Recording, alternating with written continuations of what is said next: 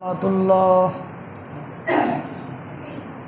إن الحمد لله نحمده ونستعينه ونستغفره ونعوذ بالله من شرور أنفسنا ومن سيئات أعمالنا من يهدي الله فلا مضل له ومن يضلله فلا هادي له وأشهد أن لا إله إلا الله وحده لا شريك له وأشهد أن محمدا عبده ورسوله أما بعد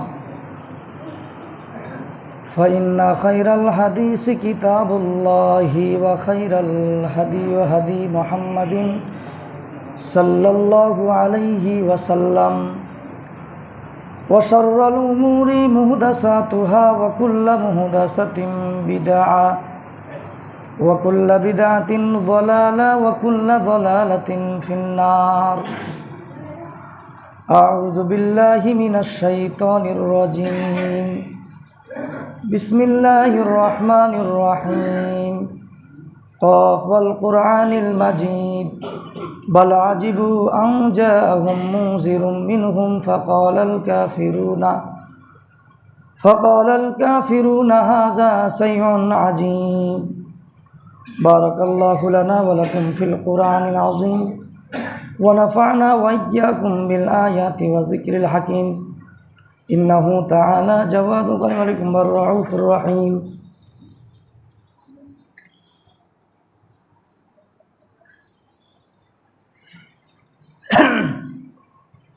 আলহামদুলিল্লাহ ওয়াহদা ওয়াসসালাতু ওয়াসসালামু আলা মান লা নাবিয়্যা বা'দা ইয়া আইয়ুহাল্লাযীনা আমানু আতিউল্লাহ ওয়া আতিউর রাসূল ওয়া লা তুবতিলু আ'মালাকুম আন ইবনে উমর রাদিয়াল্লাহু তাআলা আনহু قال فرج رسول الله صلى الله عليه وسلم زكاة الفطر صاع من تمر أو صاع من شعير على العبد والحر والذكر والأنثى والصغير والكبير من المسلمين وأمر بها أن تؤدى قبل الخروج الناس إلى الصلاة رواه البخاري ومسلم উপস্থিত আজকের মসজিদের মুসাল্লিগণ, প্রশংসা আল্লাহর জন্য, শান্তি অবতীর্ণ হোক আল্লাহ রাসূলের উপর। আল্লাহুম্মা সাল্লি আলাইহি আল্লাহুম্মা বারিক আলাইহি সাল্লাল্লাহু আলাইহি ওয়াসাল্লাম। সম্মানিত উপস্থিতি, আজকের আলোচ্য বিষয় যাকাতুল ফিতর ও ঈদুল ফিতর। খুব অল্প সময়ে গুরুত্বপূর্ণ আলোচনা হবে ইনশাআল্লাহ।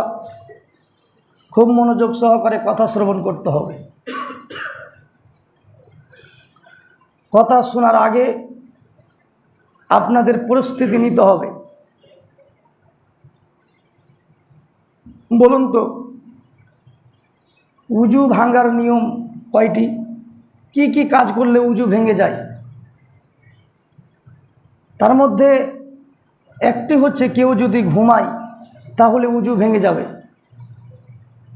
আর আমরা মসজিদের মুসাল্লি, আমরা বেশিরভাগ জুমার দিনের মুসাল্লি, রমজান মাসের মুসাল্লি, ঈদের মাঠে যাওয়ার মুসাল্লি। অনেক মানুষ আছে যারা শুধু রমজান মাসে রোজা কি করে, সিয়াম পালন করে আর সালাত আদায় করে। আর যখন ঈদের নামাজ পড়া হয়ে গেল, ওর নামাজ পড়া শেষ হয়ে গেল, তারপরে আর নামাজ নেই।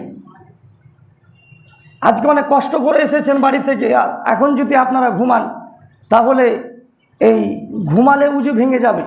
আর উজু যদি ভেঙে যায় তাহলে নামাজও কবুল হবে না। কেন রাসূল সাল্লাল্লাহু আলাইহি ওয়াসাল্লাম বলেন, সালাত 3 ভাগে বিভক্ত। তার 1 নম্বর হচ্ছে উজু ঠিকভাবে করতে হবে। মানুষের যদি উজু ঠিক না হয় তাহলে নামাজ কবুল, সালাত কবুল হবে না। সালাত কবুলের সবথেকে বড় মাধ্যম যেটা, সেটা হচ্ছে উজু টিকে রাখতে হবে।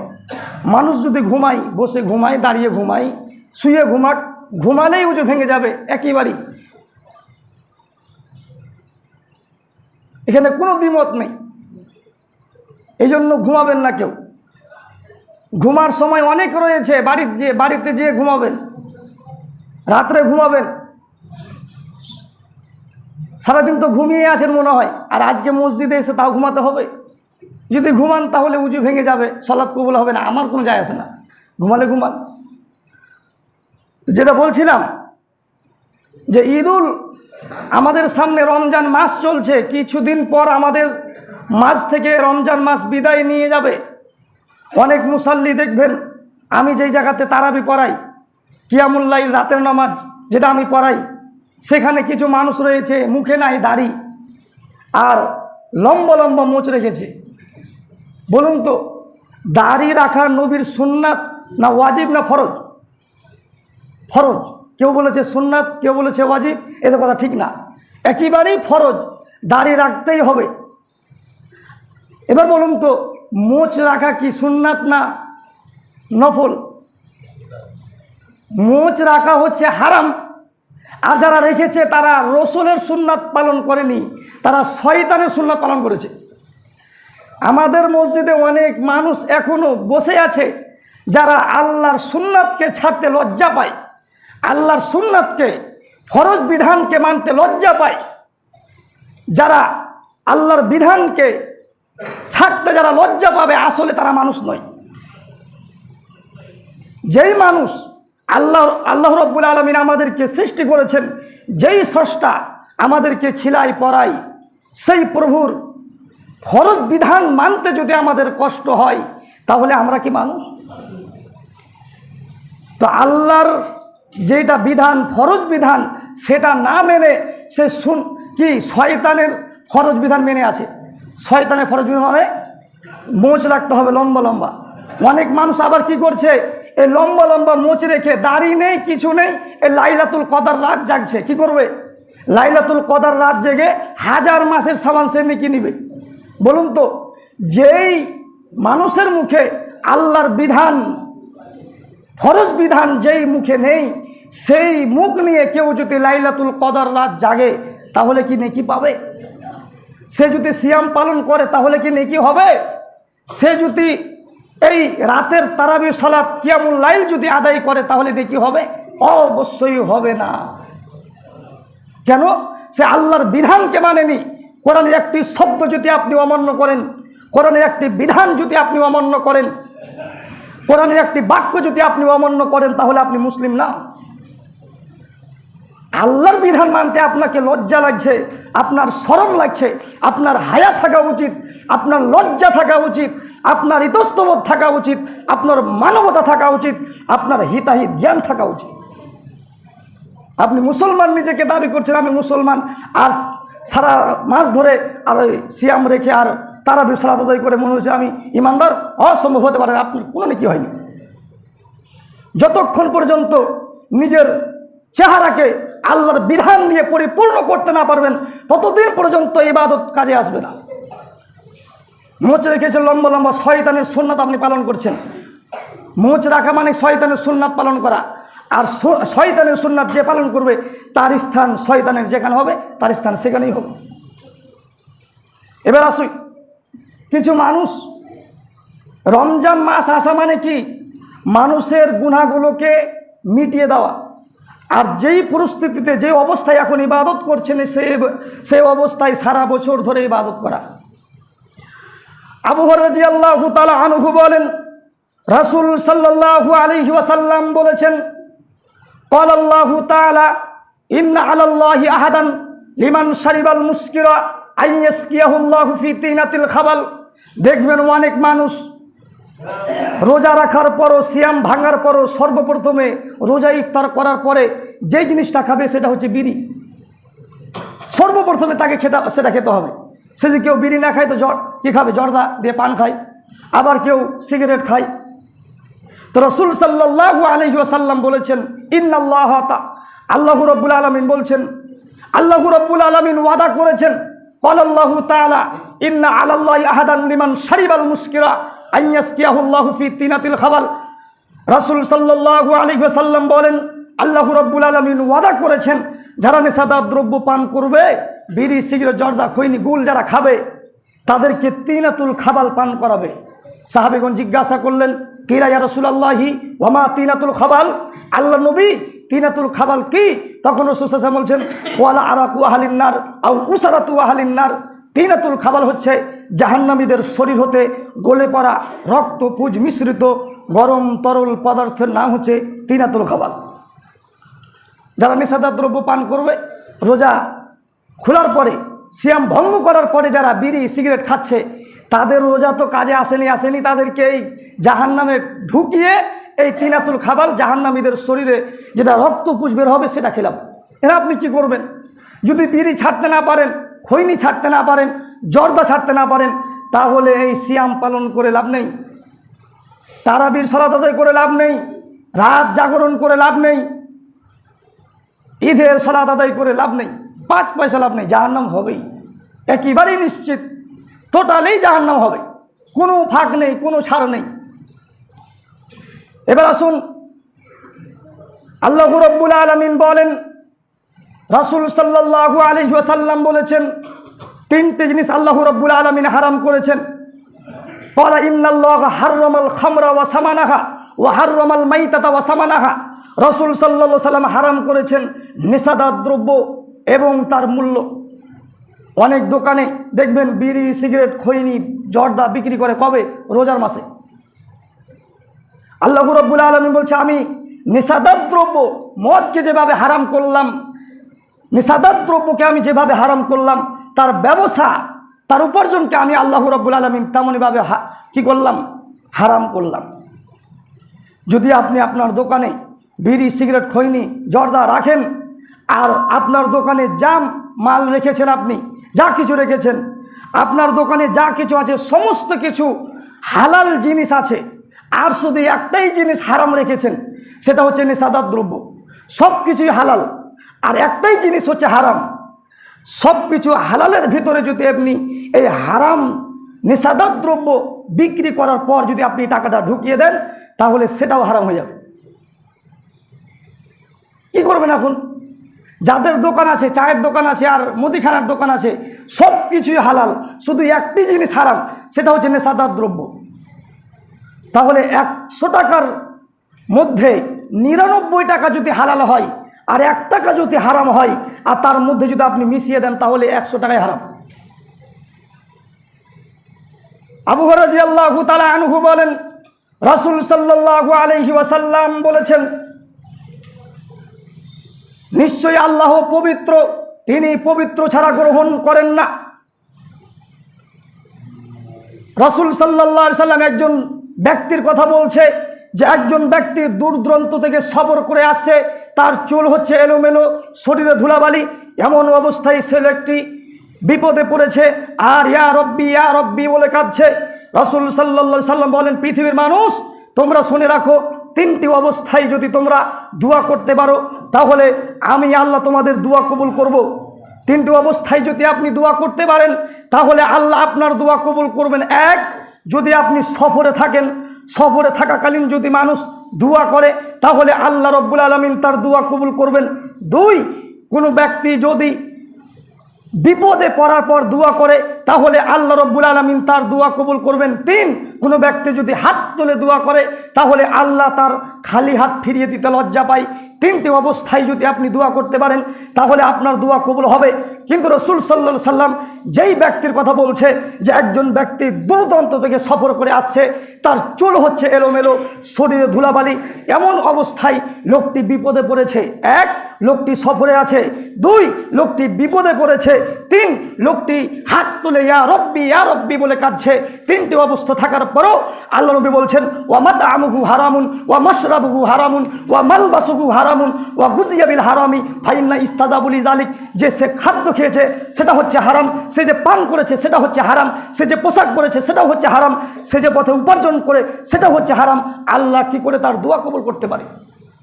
যদি আপনি দোকানে বিড়ি সিগারেট খৈনি যদি আপনি হারাম জিনিস রাখেন, তাহলে লাইলাতুল কদর রাতে সারা রাত ধরে কান্নাকাটি করে দোয়া করে 5 পয়সা লাভ নেই, একটা নাকি হবে। যদি আপনি নেশাদার দ্রব্য দোকান থেকে হটাতে না পারেন, যদি আপনি লাথি মেরে ফেলে দিতে না পারেন, তাহলে সারা জীবন ধরে এই রমজান মাসে কিয়ামুল লাইল রাতের তারাবির সালাত আদায় করে 5 পয়সা লাভ নেই। যদি আপনি নেশাদার দ্রব্য যদি আপনি ছাড়তে না পারেন, যদি আপনি দোকান থেকে লাত মেরে হটিয়ে দিতে না পারেন, তাহলে এই 30টি রোজা পালন করে কোনো লাভ নেই। তাহলে কি করতে হবে?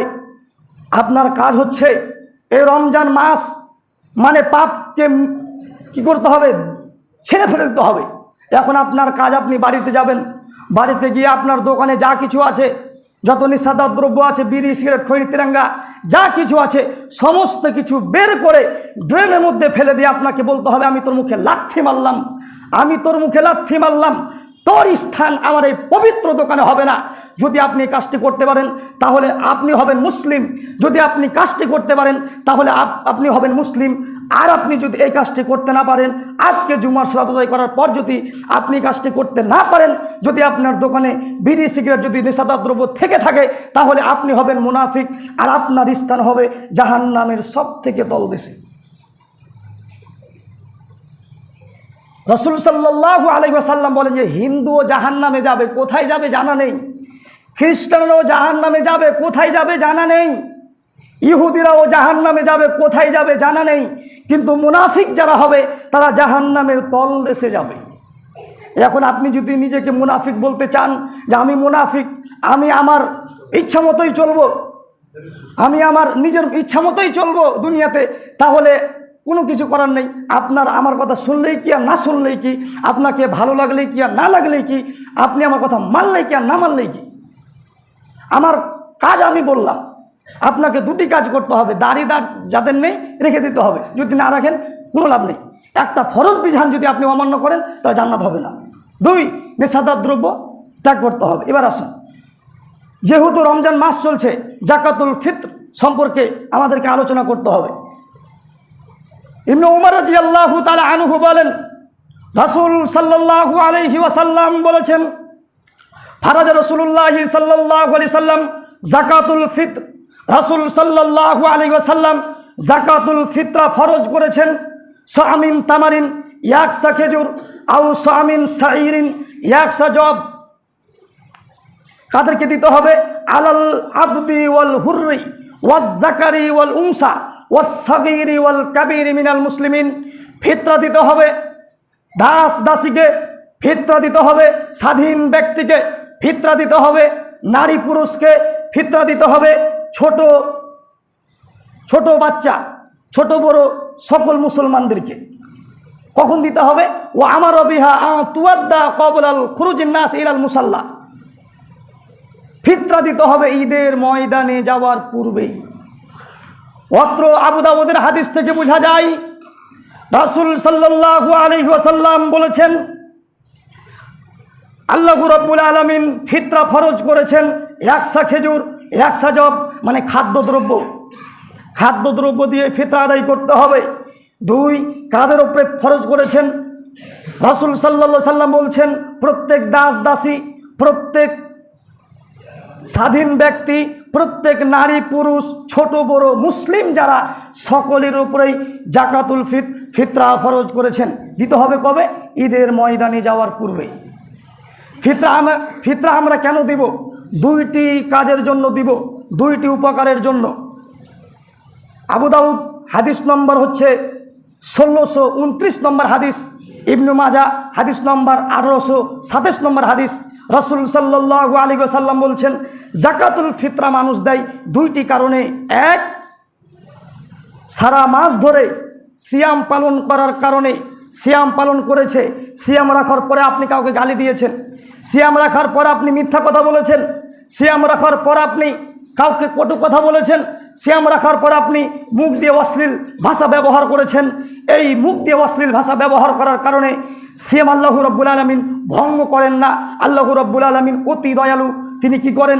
সিয়াম কিছু ত্রুটি থেকে যায়। এই ফিতরা দেওয়ার কারণে কি হয়? এই সারা মাস ধরে যে সিয়াম পালন করি, এই সিয়ামের ত্রুটিগুলো আল্লাহু রাব্বুল আলামিন দূর করে দেয়। 1 নম্বর। 2 নম্বর হচ্ছে, রাসূল সাল্লাল্লাহু আলাইহি ওয়াসাল্লাম বলছেন, তু'মাত আলিল মাসাকিন, মিসকিনের খাদ্য দেওয়ার জন্য। 1 নম্বর, সিয়াম যে আমাদের ভুল হয়েছে সেই ভুলগুলো সংশোধন করার জন্য ফিতরা দিতে হবে। 2, মিসকিনদের খাদ্য দেওয়ার জন্য দিতে হবে। এখন আমাদের সমাজে একটা কথা প্রচলন আছে, সেটা হচ্ছে যে আমরা মনে করি যে ফিতরা বের করতে হবে ঈদের ময়দানে যাওয়ার আগে, আর বন্টন করতে হবে ঈদের ময়দান থেকে এসে। এটা হচ্ছে একটা হাদিস বিরোধী আমল, একটা হচ্ছে কোরআন বিরোধী আমল, একটা শরীয়ত বিরোধী আমল আমাদের সমাজে ঢুকে গেছে। রাসূল সাল্লাল্লাহু আলাইহি সাল্লাম বলছেন ফিতরা আদায় করতে হবে ঈদের ময়দানে যাওয়ার পূর্বেই। সর্দার সমাজে একজন সর্দার লাগবে কথা জরুরি নয়, আপনি নিজের ফিতরা নিজেই বন্টন করুন। কবে বন্টন করবেন? ঈদের ময়দানে যাওয়ার আগে আপনাকে বন্টন করতে হবে। যদি আপনি সর্দার এক সমাজে বানান, আর সেই সর্দারকে আপনি ফিতরা জমা করলেন, চাউল জমা করলেন, আর সেই সর্দার যদি আপনার ফিতরা ঈদের ময়দানে যাওয়ার আগে না দেয়, তাহলে আপনার আর ফিতরা হলো না, ফিতরা আদায় হবে না। যদি সেই ঈদের ময়দানে এসে যদি বন্টন করে ফকির মিসকিনকে দেয়, তাহলে সেটা সাধারণ দান হয়ে যাবে। আর সাধারণ দান যদি হয়ে যায়, তাহলে আপনার রোজা যে আপনার সিয়াম যে ত্রুটি ছিল, সেই ত্রুটিগুলো আর পূরণ হবে না। এজন্য জরুরি বিধান এটাই যে রাসূল সাল্লাল্লাহু আলাইহি ওয়াসাল্লামের সুন্নাত এটাই যে ঈদের ময়দানে যাওয়ার আগেই বন্টন করতে হবে। আপনি নিজেই নিজে বন্টন করুন, বা আপনি সর্দারকে আপনি যে বানিয়েছেন সেই সর্দারকে বলতে হবে যে সর্দার যদি ঈদের ময়দানে যাওয়ার আগেই বন্টন করতে পারে, তাহলেই তাকে দিতে হবে। উল্লেখ্য যে রমজান মাস চলে আসলেই ফিতরা বের করতে হবে কথা ঠিক নয়। 15 রমজানে ফিতরা বের করতে হবে এ কথা ঠিক নয়। 27 রমজানে ফিতরা বের করতে হবে কথা ঠিক নয়। রাসূল সাল্লাল্লাহু আলাইহি সাল্লামের এক হাদিস থেকে প্রমাণিত, তিনি বলছেন যে কিছু হাদিস দ্বারা বোঝা যায় যে রাসূল সাল্লাল্লাহু আলাইহি সাল্লাম 2 দিন আগে বের করতে বলেছেন, 2 দিন আগে। আর সব থেকে উত্তম হচ্ছে ঈদের ময়দানে যাওয়ার আগে। এখন আমরা কি দেব? রাসূল সাল্লাল্লাহু আলাইহি সাল্লাম বুখারীর হাদিস বলছেন ফিতরা আল্লাহ রাব্বুল আলামিন ফরজ করেছেন আত্তাম, খাদ্যদ্রব্য দিয়ে। কিছু মানুষ বলছে টাকা দিলেও চলে, অনেক মানুষ বলছে যে টাকা দিলেও চলে। যারা বলছে যে টাকা দিলেও চলে, তাদেরকে যদি প্রশ্ন করা হয়, জিজ্ঞাসা করা হয় যে একটা দলিল দেখান তো, সহি দলিল তো বহু দূরের কথা, জাল জয়ীফ পৃথিবীতে কোনো হাদিস নেই যেখানে রাসূল সাল্লাল্লাহু আলাইহি সাল্লাম টাকা দেওয়ার কথা বলেছে। রাসূল সাল্লাল্লাহু আলাইহি সাল্লামের যুগে দিরহাম ছিল, তারপরেও তিনি টাকা দিয়ে দেননি, খাদ্যদ্রব্যই দিতে বলেছে। বুখারী মুসলিম থেকে, আবু দাউদ থেকে, নাসাই থেকে আপনাকে আমি 51টা হাদিস আপনাকে আমি দলিল দিতে পারবো যে জায়গাতে রাসূল সাল্লাল্লাহু আলাইহি সাল্লাম খাদ্যদ্রব্য দিতে বলেছেন। রাসূলের সুন্নাত হচ্ছে এটাই, খাদ্যদ্রব্য দিয়েই দিতে হবে। এখন যারা বলছে যে টাকা দিলেও চলে, তাদেরকে যদি প্রশ্ন করা হয় যে বলুন তো আমরা কুরবানি দিই, কুরবানি দেওয়াটা ইবাদত কি ইবাদত নয়? জি, কুরবানি দেওয়াটা ইবাদত। এখন আমি যদি বলি, আপনি যে বলছেন যে খাদ্যদ্রব্যর বদলে আমি টাকা দিয়ে দিব, কুরবানির সময় যারা কুরবানি দিতে পারে না, যারা কুরবানি দেয় তাদের থেকে যারা কুরবানি দিতে পারে না, তাদের বাড়িতে অনেক মাংস হয়ে যায়, এত মাংস যে তারা খেয়ে শেষ করতে পারে না। এখন আমি যদি বলি যে একজন গরিবের বাড়িতে এত কেন মাংস দিলেন, তাকে টাকা দিয়ে দিতে হবে, সবাই মিলে আমরা তাকে টাকা দিয়ে দিব, সে সারা বছর মাংস কিনবে আর খাবে, আপনি বলবেন হাট, হয় নাকি এটা?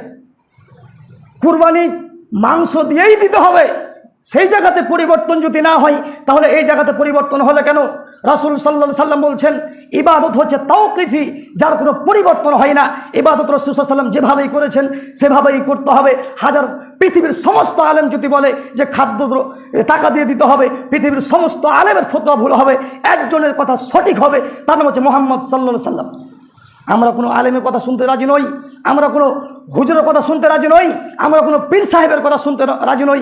একমাত্র আমরা যাদের কথা আনুগত্য করব তার নাম হচ্ছে নবী মুহাম্মদ সাল্লাল্লাহু আলাইহি সাল্লাম। আল্লাহ রাব্বুল আলামিন বলছেন, হে পৃথিবীর মানুষ তোমরা কি করো? ইয়া আইয়ুহাল্লাযিনা আমানু, হে ঈমানদারগণ, আতিউল্লাহ, তোমরা আল্লাহর আনুগত্য করো, ও আতিউর রাসূল, এবং রাসূলেরও আনুগত্য করো, ওয়ালা তুবতিলু আমালাকুম, অযথাই তোমরা তোমাদের আমলগুলো বাতিল করো না। যদি আপনি মাতাব্বুরি করে, যদি আপনি নিজের মন মতো করে যদি আপনি টাকা দিয়ে ফিতরা দেন, তাহলে ফিতরা আদায় হবে না, এটাই চূড়ান্ত। তাহলে খাদ্যদ্রব্যই দিতে হবে। কবে দিতে হবে? ঈদের ময়দানে যাওয়ার আগে। ঈদের ময়দানে যাওয়ার আগে বন্টন করে দিতে হবে। ফকির কোথায় আছে খুঁজে খুঁজে আপনাকে দিতে হবে। যদি আপনি ঈদের ময়দানে যাওয়ার আগে না দেন, তাহলে ফিতরা আদায় হবে না। ঈদের ময়দানে ঈদগাহে আসার পর যদি আপনি দেন তাহলে সেটা সাধারণ দান হয়ে যাবে। এখন যারা টাকা দিচ্ছে তারা গরিব মানুষদেরকে ঠকাচ্ছে। একটা উদাহরণ দিই তাহলে বুঝতে পারবেন। ধরুন যারা ধনী মানুষ তারা 100 টাকা কিলো চাউল খাচ্ছে, যারা একটু মধ্যম শ্রেণী মানুষ তারা 50 টাকা কিলো চাল খাচ্ছে, যারা খুব গরিব তারা 20 টাকা কিলো চাল খাচ্ছে ধরলাম। তো এখন সমাজে যদি একটা বলা হয় যে সমাজে যখন টাকা উঠা হয় তখন বলা হয় যে মাথা পিছু 100 টাকা করে দিতে হবে। তো যে ধনী ব্যক্তি সেটা 100 টাকা কিলো চাউল খায় সে তো ঠিকই দিল, যে মধ্যম শ্রেণীর ব্যক্তি সে 50 টাকা কিলো খাচ্ছে তাকে 100 টাকা দিতে হলো, মানে তাকে একটু বেশি দিতে হলো। যা সে গরিব সে 20 টাকা কিলো চাউল খাচ্ছে তাকে 100 টাকা দিতে হচ্ছে, মানে একটা গরিব মানুষের উপর জুলুম করা হলো না। আর আল্লাহ রাব্বুল আলামিন বলছেন পৃথিবীর মানুষ তোমরা যা খাবে তোমরা তাই দাও। যদি আপনি 100 টাকা কিলো চাউল খান আপনাকে সেটাই ফেতরা দিতে হবে। কেউ যদি 50 টাকা কিলো চাল খায় তাহলে তাকে সেটাই দিতে হবে। কেউ যদি 20 টাকা কিলো চাল খায় তাহলে সেটাই দিতে হবে। কেউ যদি রেশমের কন্ট্রোল চাল খায় তাকে সেটাই দিতে হবে, হিসাব বরাবর। এজন্য খাদ্যদ্রব্য দিয়ে আমাদেরকে ফেতরা দিতে হবে যেহেতু ঈদের দিন। এজন্য একটি হাদিস আপনাকে আমি বলি যে আমাদের সমাজে মহিলাদেরকে ঈদগাহ ময়দানে নিয়ে যাওয়া হয় না। কি ব্যবস্থাই করা হয়নি, মহিলাদের জায়গা নেই ঈদগাহের ময়দানে নিয়ে যাওয়ার জন্য। কিন্তু রাসূল সাল্লাল্লাহু আলাইহি ওয়াসাল্লাম স্পষ্ট হাদিস রয়েছে। ইবনে আব্বাস রাদিয়াল্লাহু তাআলা আনহা বলেন, সময় অতীব কম এই জন্য তাড়াহুড়া করে বলছি। রাসূল সাল্লাল্লাহু আলাইহি ওয়াসাল্লাম বলছেন, ইবনে আব্বাস রাদিয়াল্লাহু তাআলা আনহুকে জিজ্ঞাসা করা হলো, সাআলাহু রাজুলুন, একজন ব্যক্তির ইবনে আব্বাসকে জিজ্ঞাসা করলেন, শাহিদতা মা রাসূলিল্লাহি সাল্লাল্লাহু আলাইহি ওয়াসাল্লাম, আপনি কি রাসূল সাল্লাল্লাহু আলাইহি ওয়াসাল্লামের সাথে ঈদের ময়দানে গিয়ে সালাত আদায় করেছেন? তিনি বললেন, ক্বালা নাআম, হ্যাঁ আমি রাসূল সাল্লাল্লাহু আলাইহি ওয়াসাল্লামের সাথে ঈদের ময়দানে গিয়ে সালাত আদায় করেছি। ইবনে আব্বাস রাসূল সাল্লাল্লাহু আলাইহি ওয়াসাল্লামের বিবরণ বর্ণনা করছেন। তিনি বলছেন, খরাজা রাসূলুল্লাহ সাল্লাল্লাহু আলাইহি ওয়াসাল্লাম, রাসূল সাল্লাল্লাহু আলাইহি ওয়াসাল্লাম ঈদের ময়দানে যাওয়ার জন্য বের হলেন। ফাসাল্লা, সর্বপ্রথমে তিনি সালাত আদায় করালেন। সুম্মা খাতাবা, তারপরে তিনি খুতবা দিলেন। ওয়ালাম ইয়াজকুর আযান ওয়ালা ইকামা, সেখানে আযান ও ইকামতের কথা বলা হয়নি। সুম্মা আতান নিসা ফাওয়াজাহুন্না ওয়ালাম ইয়াজকুরুহুন্না ওয়া আমারা বিহিন্না সাদাকা। ইবনে আব্বাস রাদিয়াল্লাহু আনহু বলেন, তারপর আমি রাসূল সাল্লাল্লাহু আলাইহি ওয়াসাল্লাম দেখলাম তিনি মহিলাদের নিকটে গেলেন এবং তাদেরকে উপদেশ দিলেন, তাদের কাছে ফাযাকারাহুন্না, তাদের কাছে ওয়াজ নসিহত করলেন, ও আমারাহুন্না বিসাদাকা, এবং তাদের কাছে দান সাদকা করার আদেশ করলেন। ফাআতুহুন্না বিওয়াহিনা ওয়াযাকারাহুন্না। রাসূল ইবনে আব্বাস বলছেন যে আমি মহিলাদেরকে দেখলাম তারা নিজেদের হাতকে কানের দিকে গলার দিকে নিয়ে গেল আর গলা থেকে গহনাগুলো খুলে বিলাল রাদিয়াল্লাহু আনহুর নিকটে সমর্পণ করলেন। অত্র বুখারী হাদিস থেকে বোঝা যায় রাসূল সাল্লাল্লাহু আলাইহি সাল্লামের যুগে মহিলারা ঈদের ময়দানে গিয়ে সালাত আদায় করেছেন। জরুরি ভিত্তিতে মহিলাদেরকে ঈদের ময়দানে নিয়ে যেতে হবে। অন্য হাদিসে রাসূল সাল্লাল্লাহু আলাইহি সাল্লাম বলছেন, যদি ঋতুবতী অবস্থায় কোনো মহিলা যদি ঋতুবতী হয় তারপরও তাকে ঈদের ময়দানে নিয়ে যেতে হবে।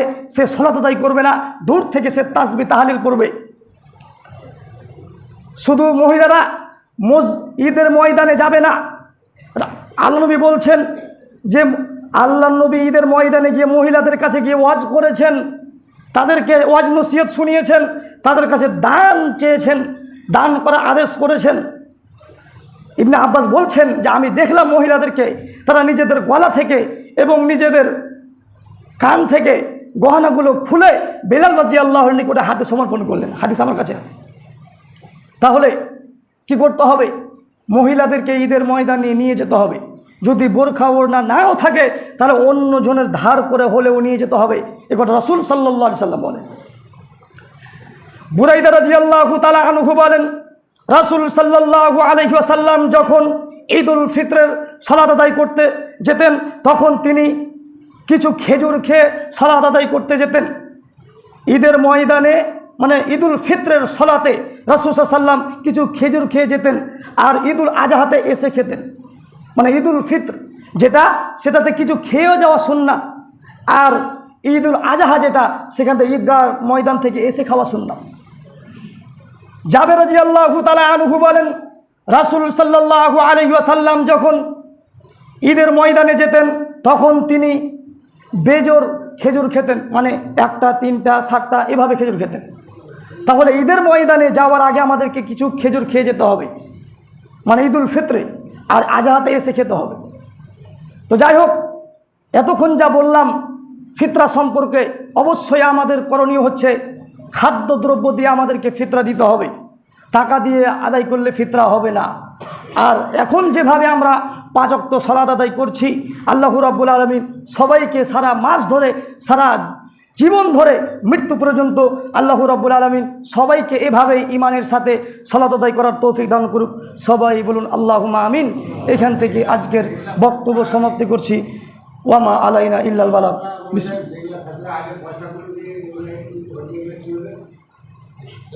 বলে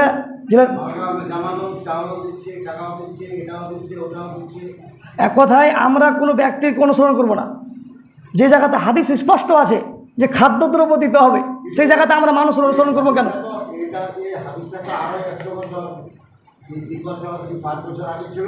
ছিল, আগে ছিল, আগে বলেনি, ওটা ওদের ব্যাপার।